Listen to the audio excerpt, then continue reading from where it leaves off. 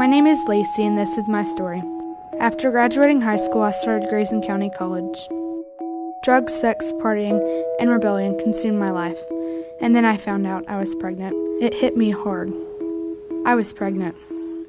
That's when I became a client of the Pregnancy Care Center, and I got my first sonogram to confirm that I was pregnant.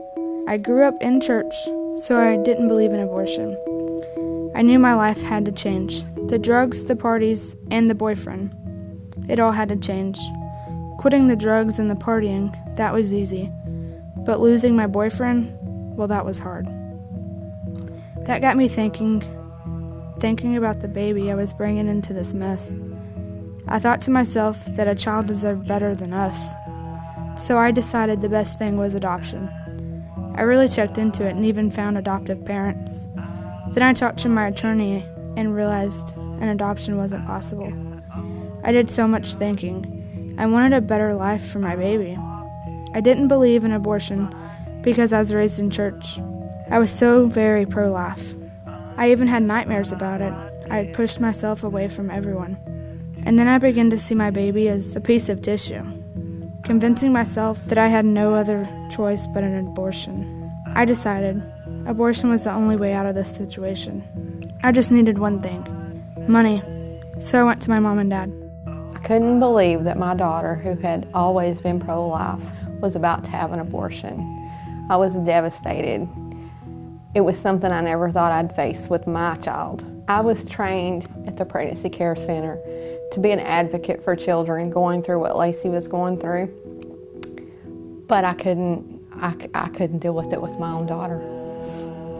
I needed help. I needed the Pregnancy Care Center. There are women there that are prayer warriors, and I knew if I called that they'd be there for me. My parents cried because they were so disappointed in me. They pulled out all the stops. My dad knows scripture. My mom was trained at the Pregnancy Care Center, so she knew just what to say to me. They wasn't getting through my stubborn head. After hours of arguing, they decided to set all their beliefs aside to support me because of their love for me. I got drunk that night. I think I got drunk because I knew in my heart that abortion was so wrong. I scheduled the abortion for the next day, 2 days before Christmas. I understand now why girls who have abortions turn to drugs and alcohol so easily. It's the guilt. Later I learned, while I was partying, my parents were praying the entire time.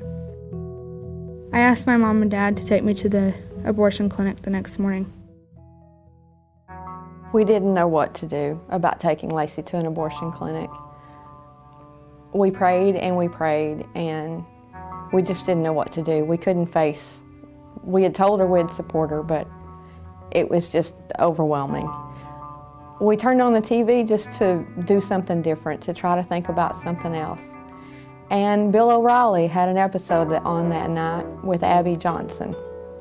She was the former director of the Planned Parenthood Clinic in Bryan, Texas. She had walked out of that clinic after watching a guided abortion on a 12-week fetus. She said she saw the fetus fighting for its life and lost its battle. And I had calculated Laci's pregnancy to be right at 12 weeks. This was an answered prayer. We knew then that we could not take Laci to that clinic, and we could not support this decision. Since my parents wouldn't take me, my brother drove me to the abortion clinic. I walked through all the pro-lifers to get to the clinic. They were so kind, not at all like what you see on TV. I felt so ashamed. I walked in and paid for the abortion. All the other girls that were there for abortions assured me that it was no big deal and that I would be taken very well care of. One girl was even telling me that she had already had 5. Back here at the center, I got the call that morning from Carrie Carr, one of our counseling volunteers, and she told me that Laci's brother had taken Laci to the abortion clinic. Carrie had been in communication with Laci's mom through this whole thing. Being around the Christmas holidays, it was kind of a quiet day here at the center, and so I was able to talk to our staff and the volunteers and tell them what was happening. We were all just so down. I don't know what was different. about this time, but it definitely was. And so we got together and we were just talking, and I just had this strong, sudden feeling. And I just said, God can do anything. He can even take Laci right off that abortion table. And so we decided we would ask God to do just that. And so we gathered together in a circle and we held hands and we just stormed the gates of heaven. We just prayed and prayed for Laci and her unborn baby. And after our prayer, I just felt a peace. And we just waited on God. They needed to do an ultrasound just to see how far along I was. As I laid there on the table, I didn't want to look at the screen and see my baby. I didn't want to think that it was the baby. The nurse whispered something about it being a girl and being 12 weeks. For the first time, I thought to myself that I had a daughter, not just a thing, a clump of skin, tissue. She was my daughter. I got up off the table and said I had to go to the bathroom, but really, I headed for the exit.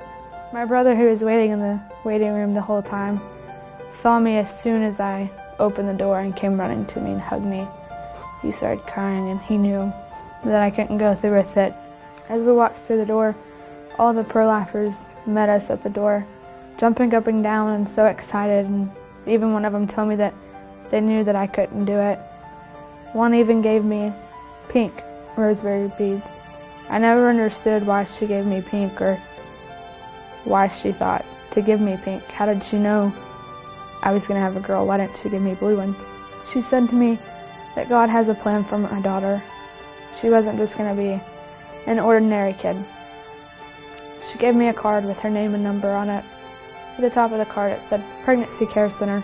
She told me at any point in time if I needed anything just to talk, to relieve stress, or anything, just to give her a call. And throughout my pregnancy, she was a lot of my support. My daughter's life was saved that day, December 23rd, 2 days before Christmas. But what to do with her, to keep her, to have an adoption, it still all overwhelmed me. I still wasn't ready to be a mom. 12 weeks later, I had another sonogram. I was 24 weeks. And on that sonogram, my daughter was sucking her left pinky. This is something I have a habit of doing when I get very nervous. And for once, I kind of disconnected her to myself. She was doing something that I do daily, only inside of me. At that point, I knew that there was no other way. I knew I wasn't going to have an abortion or an adoption. I knew I was going to be a mom. All the prayers, God answered them all. The power of prayer is amazing. And those ultrasounds are amazing. They literally save babies. I don't know what God has in store for Laci or for Madison, but I know it's greatness. This is my daughter, Madison. She's beautiful and amazing and the greatest thing that's ever happened to me. Last month, I married my best friend, Tyler. He's amazing. Between the both of us, we have 3 adorable children. We both have jobs, and we work hard. We are blessed enough not to need assistance. We take care of our children. It's not easy, and it's definitely not like it shows on MTV, but it is crazy, wonderful, and a very blessed life. I've decided to go back to school in January. I'm going to be an ultrasound tech. I hope that one day, some girl that thinks she has no other choice will see her baby sucking on its little pinky. Being a mom wasn't my plan, but I am a mom, and I thank God it was His plan. The pro-life cause is a great one, and I'm so happy to be a part of it.